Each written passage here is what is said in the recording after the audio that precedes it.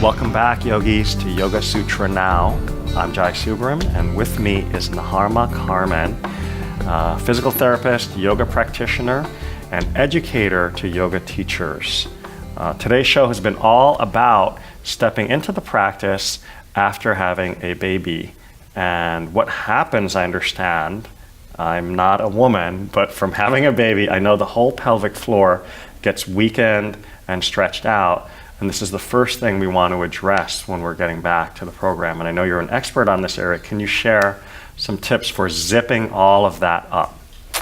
Well, it's actually very difficult to engage the pelvic floor shortly after delivery.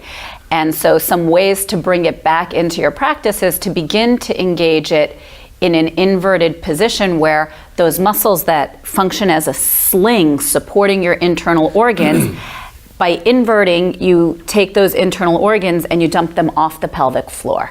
And so now they're working without as much weight on them, so it should be easier to engage them. So even in a position like downward facing dog, you've got gravity helping you instead of having to fight gravity when you first engage those muscles. And then working with the breath. On the exhale, you naturally engage the pelvic floor and the deepest abdominal muscles. So if you focus on your exhale a little bit, that can help you to engage those as you kind of start to run out of air and you're working a little harder to get that air out rather than just letting the air burst out of you or fall out of you. But the recruitment is found on the exhale, at the bottom of the exhale. Yes.